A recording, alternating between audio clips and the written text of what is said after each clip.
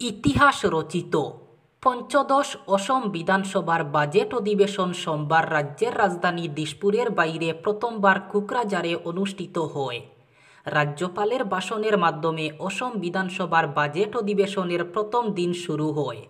রাজ্যপাল লক্ষণ প্রসাদ আচার্য কোকরাঝারের এই বিটিসি বিধানসভা কেন্দ্রে গার্ড অফ অনার গ্রহণ করেন।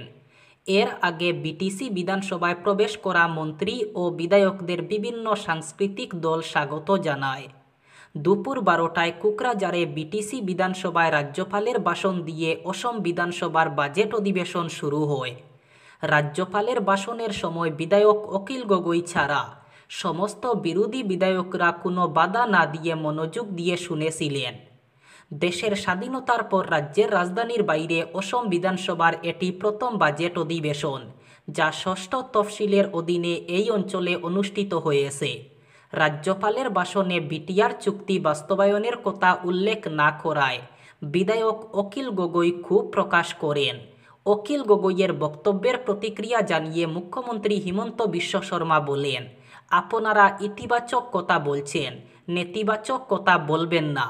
আপনার নেতিবাচক কথার কারণে এখানে আন্দোলনের পরিবেশ তৈরি করা উচিত নয়।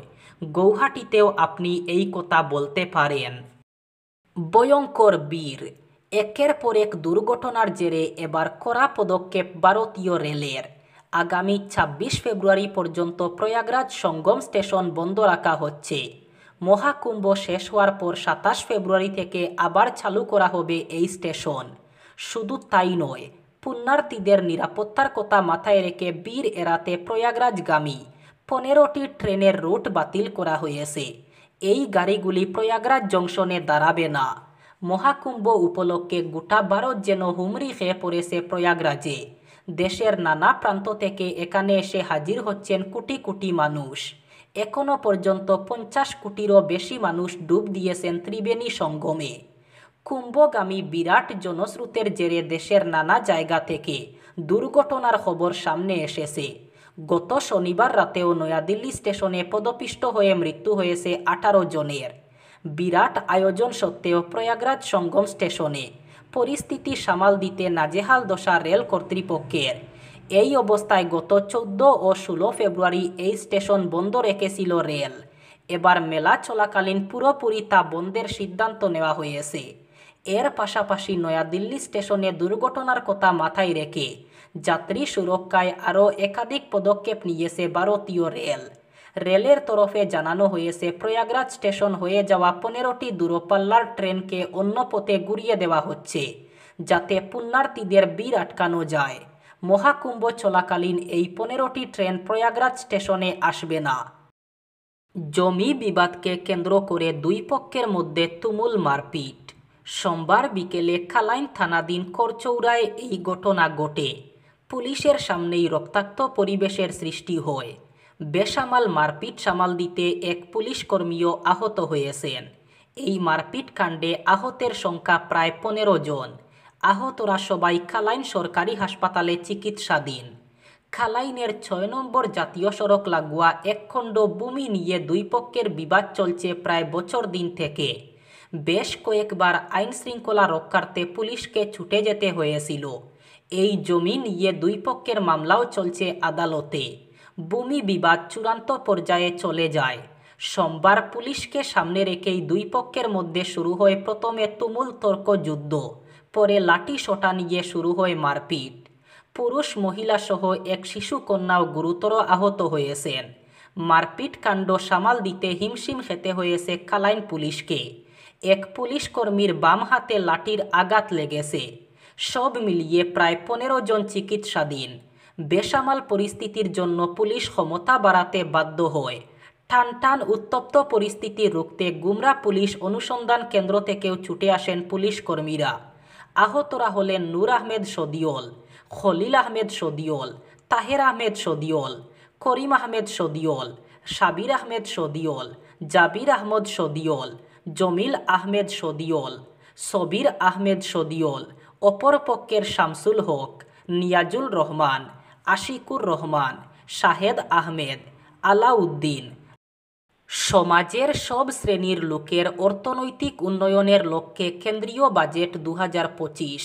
গত 1 ফেব্রুয়ারি কেন্দ্রীয় অর্থমন্ত্রী নির্মলা সীতারমণ যে ইউনিয়ন বাজেট পেশ করেছেন তা সমাজের সব শ্রেণীর লোকেদের অর্থনৈতিক স্বস্তি প্রদান করবে। এছাড়া সবাই অবগত যে আয়করে 12 লক্ষ টাকা রেহাই দেওয়ার ফলে মধ্যবিত্ত পরিবারের লোকেরা বিশেষভাবে উপকৃত হবেন।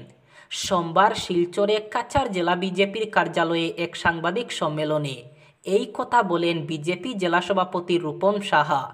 তিনি বলেন, প্রধানমন্ত্রী নরেন্দ্র মোদী নেতৃত্বাধীন কেন্দ্রীয় সরকারের বাজেটের সুফল সম্পর্কে জনগণের কাছে তুলে ধরার উদ্দেশ্যই এদিনের সাংবাদিক সম্মেলন। সাংবাদিক সম্মেলনে কেন্দ্রীয় বাজেটের পর্যালোচনা করেন সাংসদ পরিমল শুক্লবৈদ্য, প্রাক্তন সাংসদ ডক্টর রাজদীপ রায়, অধ্যাপক চন্দন দে। তারা বাজেট 2025-এর বিভিন্ন দিক তুলে ধরেন। অর্থমন্ত্রী নির্মলা সীতারমণের ওই বাজেটকে প্রি পিপুলস বাজেট বলে উল্লেখ করেন সাংসদ পরিমল।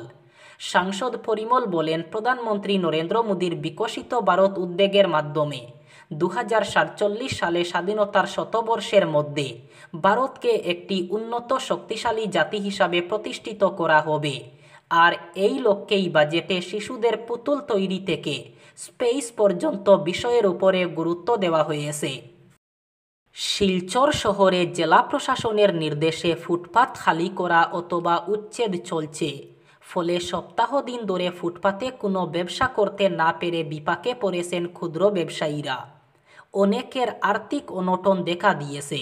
সোমবার ফুটপাতের ক্ষুদ্র ব্যবসায়ীদের একটি স্থায়ী জায়গা দেওয়ার দাবি জানিয়ে জেলা আয়ুক্তের কাছে এক স্মারকপত্র প্রদান করে ক্ষুদ্র ব্যবসায়ী সমিতির সভাপতি রানু দাস বলেন, দীর্ঘ বছর ধরে তারা এই ক্ষুদ্র ব্যবসা করে সংসার চালাচ্ছেন। তাদের কাছে বিকল্প কোনো পথ নেই। তিনি বলেন, এই ব্যবসায় অনেকের সমস্যা হয় তা তাদের জানা, তবুও তারা বেঁচে থাকার তাগিদে ব্যবসা চালিয়ে যাচ্ছেন। তিনি বলেন, যতক্ষণ তারা ব্যবসা করেন ততক্ষণই তারা দাঁড়িয়ে থাকেন। বসার কোনো ব্যবস্থা নেই, চাল নেই, বৃষ্টির আতঙ্ক থাকে, সামগ্রীও নষ্ট হয়, তারপরও নিরুপায় হয়ে ব্যবসা চালাচ্ছেন। তিনি এও বলেন, এই ব্যবসায় পথচারীদের কষ্ট হয়, সেজন্য তারা ক্ষমা প্রার্থী। তিনি বলেন, বর্তমান জেলা প্রশাসনের নির্দেশাক্রমে ফুটপাত দখলমুক্তের কাজ চলছে। এতে ক্ষুদ্র ব্যবসায়ীদের ব্যাপক হারে ক্ষতির সম্মুখীন হচ্ছেন। ফুটপাতের উপরে ব্যবসা করেই কয়েক শত পরিবার চলছে। ব্যবসা বন্ধ হয়ে গেলে তাদের পরিবার না খেয়ে দিন কাটাবে। তাই বৃহত্তর স্বার্থে ক্ষুদ্র ব্যবসায়ীদের জন্য স্থায়ী জায়গা দেওয়ার দাবি জানান তিনি। কংগ্রেস সাংসদ গৌরব গগৈয়ের স্ত্রী এলিজাবেথ কলবার্নের সঙ্গে পাক গুপ্তচর সংস্থা আইএসআইয়ের সঙ্গে জড়িত থাকতে পারেন বলে দাবি করেছেন অসমের মুখ্যমন্ত্রী হিমন্ত বিশ্ব শর্মা। কংগ্রেস সাংসদকেও সন্দেহের ঊর্ধ্বে রাখা যায় না বলে দাবি তার। এ নিয়ে তদন্ত শুরু করবে অসম পুলিশ। কিন্তু লোকসভায় কংগ্রেসের উপদল নেতা গৌরব গগৈ সেগুলিকে ভিত্তিহীন বলে মন্তব্য করেন। তার কথায়, নিজেদের ব্যর্থতা থেকে দেশবাসীর দৃষ্টি ঘুরিয়ে দিতেই এইসব কথা আউড়ে চলেছেন শাসক দলের নেতৃবৃন্দ।